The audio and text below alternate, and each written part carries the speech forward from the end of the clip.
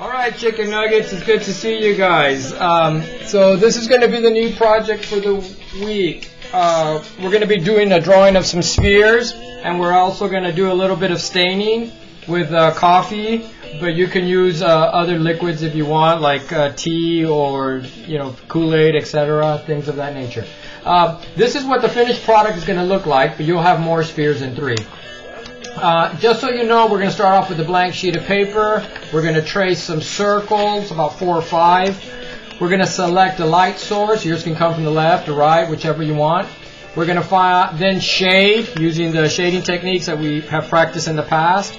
We'll address highlighted areas where the light's going to be closest to the brightest and the closest to the light source. We're going to do cast shadows, some flat, some floating. Then we're going to stain it with some coffee. And then we're going to revisit all the forms and all that. Throughout the whole process, I'll talk to you a little bit of how to shade, what we want, what we don't want. So that's it. I'm going to shut up. Alright, Chicken Nuggets, so let's talk a little bit about the materials we're going to be using for this project. What you're going to need is a sheet of paper. Printer paper will work, and if you don't have that, notebook paper will work, and so forth. What you'll need is also a pencil. I have an ebony and a yellow pencil. Those will work. You'll need a paintbrush, but I know that supplies right now could be difficult. So a Q-tip will work. Try to get an eraser, something to sharpen your pencil. And you're going to need some coffee. You can use coffee. You can use a flavored drink, something that stains the paper with a color. And then you're going to want to get a variety of shapes, something that allows you to do a circle. You guys are familiar with those. I have this little transformer case or sticker, whatever it was, and this washer here.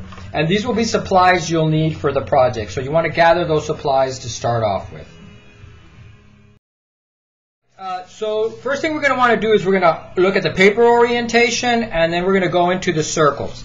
Now, the paper orientation just basically is going to mean, am I going to want to work vertically or am I going to want to work horizontally on this project? For the purpose of this one, I'm going to work vertically. Now, the other thing you're going to want to do is start to trace your circles. Now, remember, you always hear me say this. I always trace dark so you can see, but it's important that you trace light. Trace light. Now, what I'm going to do is I'm going to trace these circles to do one here. And then I'm going to take this other one that's a little smaller and put it kind of up higher. And that kind of starts to create that illusion of space, that's a little further back in the distance. So it looks like this one's here, that one's farther. Then I'm going to go with a washer, and I want to put the washer over here. Now, I'm only demoing 3, but I recommend you do 4 to 5 circles, and you can mix it up. You can have some circles go off the page. That's perfectly fine. So now let's talk a little bit about light and shadow. What we're going to be doing is creating these shapes that are going to start to turn into a visual form. Remember, a shape is flat, 2-dimensional, it has height and width, it's just a line. Now, as I'm doing this, I'm teaching, bye-bye. Thank you. Sorry. So, you're going to have a line. It's a flat shape, 2-dimensional, just made out of a line that's enclosed. But we're going to start to create it so it creates the illusion of a form. Now, the way we're going to do that is by shading it. But we have to first identify the light source, and we'll show where the shadow is. So the light source is going to show us the areas that are going to be lightest, the areas that are going to be medium because of distance from the light, and the area that's going to be darkest because of the furthest distance of the light. So all you need to do is just kind of give yourself a little X if you want your light source coming from the left, or if you want it coming from the right. You can have it coming from the top or the bottom for a little bit more advanced or a little bit more of a challenge. And girls, so what we're going to look at now is shade. We're going to be shading these. We've already identified the light source to be coming from the left, and like I said, you have the opportunity to pick wherever you want. Really quick, when we're shading, there's a couple of things we're going to want to do.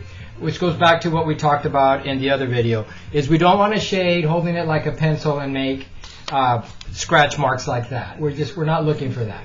The other thing that we want to do is, we want to hold it like a knife and do that circle motion. The other thing we're going to be doing when we shade is we don't want an outline. We want to make that outline disappear so that there isn't anything causing it to be flat. Remember, an outline creates a shape, and shapes are two-dimensional. They have height and width.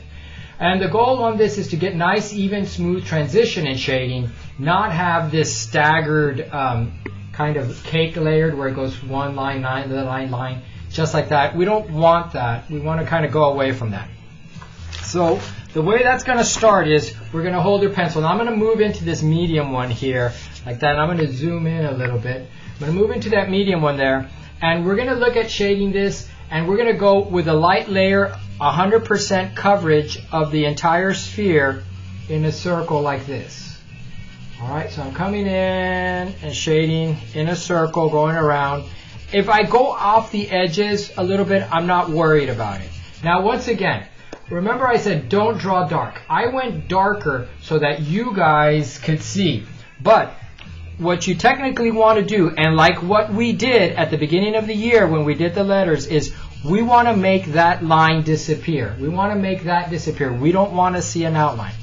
Now I've given this a coat, and I'm going to start to give it a second coat, but now I'm going to bring it down a little bit. I'm going to come down a little bit to about, the 75 percentile area of the sphere, and I'm giving it all another coat, working in circles and so forth. All right, and that'll be probably like my medium. Now I'm going to go to the middle, and I'm going to give it another coat. All this time I'm layering, I'm increasing the pressure when I'm shading so that I get a darker pressure, a darker mark, because remember this is going farther. Now I'm going to go down to like the 25 percentile area, and this is the area that's farthest from the light source, and I'm starting to create that shade. Now you're starting to see a little bit of that sphere starting to happen, going from lighter to medium to darker. Alright guys, so on this part right here, I'm going to continue on the shading. But as you can see, I've shaded everything in, and I've cleaned these up. And the way I cleaned them up was I laid the template over it, and I used the eraser. You can use the eraser on a pencil to clean it up. Now, before I did that, though, I did take the Q-tip and use that in a small, gentle manner, curving, working in circles and kind of following the contour of the circle to kind of blend out those marks. So right in there, you can see. Now don't try to make it all even. You don't even really need a touch up here. You can leave that alone. Most of it happens down here on the bottom and towards the middle. Now to clean it up, what I did was, and I'm going to just scoot this around a little bit like this. What I did was I put the template over it and I held it, and I just used the eraser here. Like I said, you can use the back of your pencil, clean it up. Now that was just to kind of outline, and then I'll come and get rid of any of the bigger marks. So that allowed me to get rid of any of the excess on stuff like that. All right, so that's what you want to get to on that stage right there. Alright guys, so now we're going to look at light and shadow. As we know, light's coming in one direction, so this is the area that's going to be the lightest. We're going to treat that area the lightest, and we're going to work to darkers. Now, when you're shading a sphere, you're going to have that highlight area. And that's going to be that one area of the artwork where it has that bright spot. You think about this when you look at eyes, drawings of eyes, and it gives you that highlight.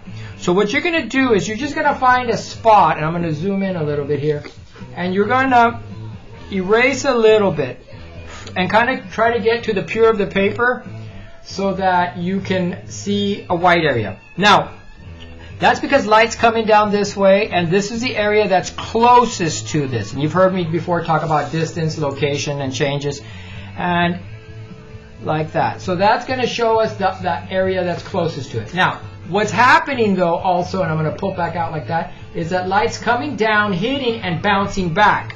And you get what's called reflected light, and that's just a little bit of an area down here. So you can add this reflected light if you want, but because we're drawing from, kind of from memory, we're not really looking we can omit it if you want. You're not required to do this part. But that little thing just kind of creates the illusion that the light's coming in. Now, it's never as drastic as it is up here where it's direct because it's reflecting. So you can take it down a little bit. I technically struggle a little bit with that part always. I never get it right unless I'm looking at observation. All right, now, we have the light hitting, and the sphere is going to be blocking the light. So it's going to create a shadow. And we're going to do two types of shadow. The first shadow we're going to do is just that shadow is just a traditional kind of shadow of it being. Now remember that if your light's coming from the left, your shadow's on the right. If your light's on the right, the shadow's on the left. And all I do is just create a very light circle. Over here, I'm going to do it again, a very light circle like that. And that's just a shadow where the light's being blocked. And now, what I can do, and I'm going to do on this one, is I'm going to create a small little circle on the bottom.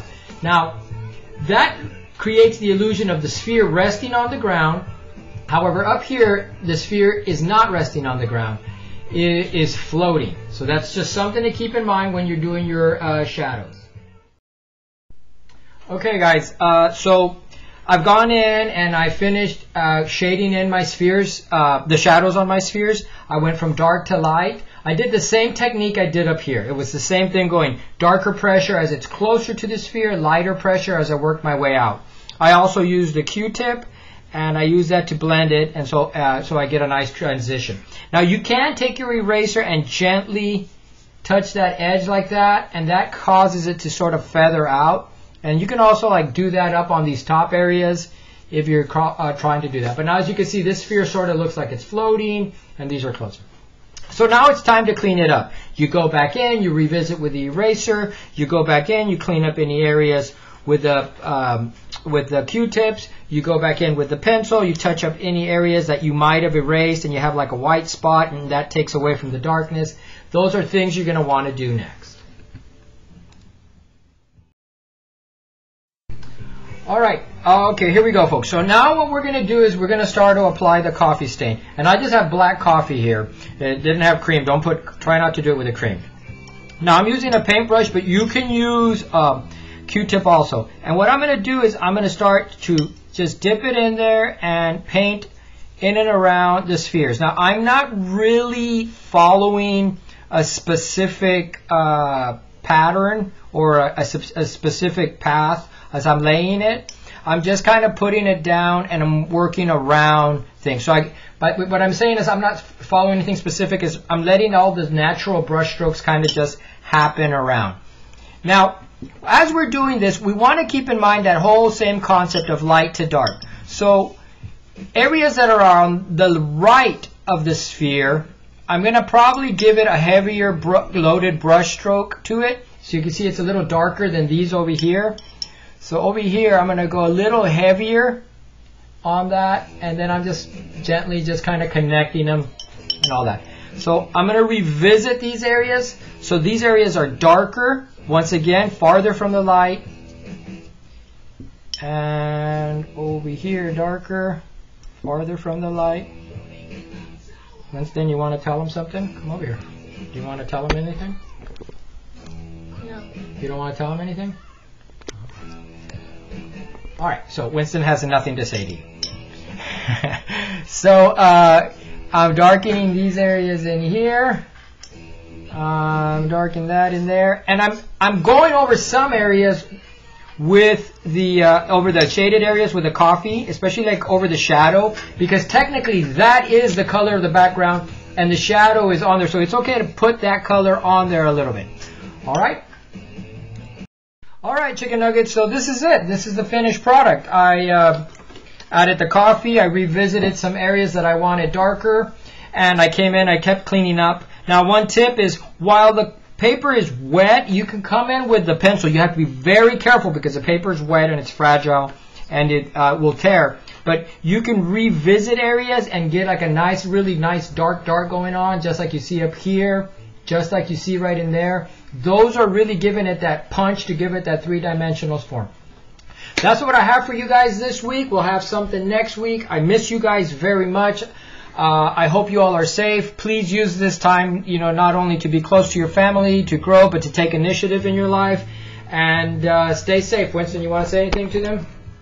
No? Something to show them. Show them. Show them your artwork.